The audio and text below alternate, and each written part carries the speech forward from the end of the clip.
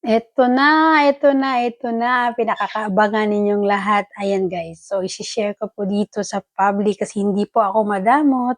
Kung ano po ang na-experience ko na maganda para sa masa is yung mga followers ko po at mga lagi dumadaan sa bahay ko, yung una pong makikinabang. So makinig po kayong mabuti at kung kayo po ay mga ginagawa, iwanan nyo muna yan. Saglit lang. Ayan, so bago po tayo mag-start ng ating video, please don't forget to react, comment, and share dito po sa aking profile page. At kung magandahan po kayo, paki-share na rin po sa public. Ayan guys. So ayan, to start with guys, no. So ito guys, yung mga technique ko po ngayon is na-collect ko po to into different kinds of tutorials. So pinag-aralan ko po yung kanilang mga technique at lagi ko pong sinasabi po dito sa inyo, bakit po ang iba kaya nila mag-viral? Bakit po ang iba kaya nila magpataas ng kanilang views? Bakit po ang iba napakadaming nagre-react comment sa kanilang mga bahay? So, unti-unti po natin itong pinag-aaralan at nakuha na rin po natin yung first part. Ayan, to start with, kung napapansin nyo po yung aking mga video ngayon, except for the tutorial, malalaki po talaga ang views niya guys. Tignan po ninyo. Hindi po ba? So, napaka-inspiring gumawa po ng video kapag ganito po palagi ang views. Kahit konti, hindi man po siya ganun kalaki, but at least, nafi-fed po ni Algo ang ating mga content. Ito, greater community. Ayan. So, ang paraan po ng pagkuha po ng mga ganitong views, guys, number 1, okay. Lagi po natin isaalang-alang ang paggawa po ng content. Quality content. Okay, ikay sabihin na lang natin quality content versus quantity content. Ayan. So, one quality content versus quantity content. So, kung marami tayong ginawang video at makukuha din naman natin sa isang upload lang, why not? Hindi po ba? Hindi pa ho tayo ma-stress sa pagre-resback kasi iisang content lang po ang ating pong re-resbackan at wala na pong iba pa pong content. Ayan guys. So ito po yung technique. Kapag nakagawa na po kayo ng inyong video, na-upload na po ninyo sa Facebook, huwag po muna ninyong iiwanan ang inyong content guys. Ayan.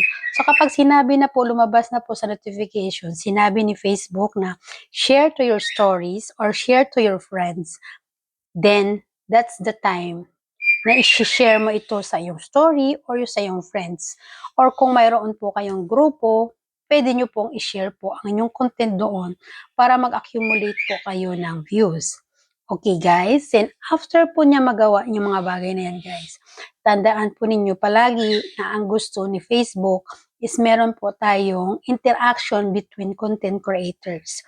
So kung napapansin nyo po sa baba po ng aking content, meron po kaagad yung hashtag. Yan. Yung mga nakalagay na hashtag. But before po ako maglalagay ng hashtag, lagi po akong nagko-comment ng something po dyan in related po sa aking video. Kasi makaka-relate po si Facebook na after po niyan akong maglagay po ng ganito, is tuloy-tuloy na po ang comment ng mga kapwa content creator. So there is an interaction between me at saka sa mga dumadaan sa akin pong bahay. So yan lang po ang technique guys. So ako po, ang time interval ko po mag-post po ng aking mga video is 4 hours. Except po sa text post tsaka sa picture post. Kasi guys, yung text post at saka picture post ko po, tinitignan ko po yung traffic hours before po ako mag-post ulit. Ayan. So, hindi ko na po pinapansin kung sa ngalan ng 0.01 na palagi po tayo mag-upload. Kasi guys, may stress po kayo kaka-resback. Kailangan nyo hong kumuha ng oras para resbackan po lahat ng mga pinupost po ninyo. Unlike kung magpo-post po tayo ng 1, 2, or 3 content for the day, meron tayong time. Kung every 4 hours po tayo mag-upload ng ating mga content, may time po tayo mag-rest back. Then after po noon, yung mga bakas po natin sa pagre-rest back, yun na naman ang time mag-upload tayo na panibago. Which was yung iba is nagbabasa pa lang ng mga bakas po natin. So, hindi po maiiwanan yung kasunod nating upload kasi meron na po tayong bakas sa una. So, ganun po talaga guys. So, Yung iba po talaga nagtataka bakit gano'n. Kasi ang iba po usually guys, napapansin ko po kapag for example, nag-schedule po tayo ng posting, mahirap po siya guys 'pag wala ho tayong mga legit followers. Mababang-aw po ang ating pong content. Kailangan mo po siyang i-follow up. Okay nga pala guys 'no, kung for example, first 2 hours wala ho kayong views, i-share niyo po sa group ang inyo pong content. Pero wag ho kayong mag-share ng the same group. Kailangan iba-ibang group po ang pag-sharean po ninyo.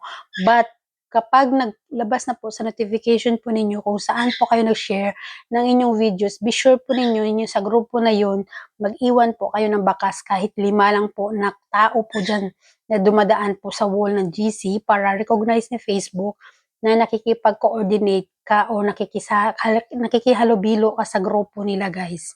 Kasi kapag hindi nyo po yan ginawa guys, magkakaroon po kayo ng spam violation. Iwasan po ninyo yung pagkaroon ng spam violation, like nag-share po kayo ng inyong mga content sa mga GC tapos iniiwanan lang po ninyo. May tendency po yung admin na burahin po ang inyong post. Ayaw po ni Facebook yan, binubura po yung mga content. Hindi po yan magandang reputasyon yung dinidelete yung ating mga content guys. So tatandaan po lagi po ninyo, sinasabi po nga ni Facebook na kapag kayo ay nagsishare ng inyong mga content, iwasan po ninyo na burahin po ito. Ayan. So yan na po ang aking masishare for today. At saka mga nakaligtaan ko pang mga topics, siguro to follow na lang din. Kasi ang ibon kong ingay, kanina pa yan. So alam nyo po ba, take 3 na po ito guys ha, take 3. So hanggang dito na lang ako, sit fancy and follow for more. Lagi nyo pong tatandaan, ang nalalaman ko ay malalaman nyo rin kung kayo po ay laging nakatambay sa bahay ko. Have a nice day everyone!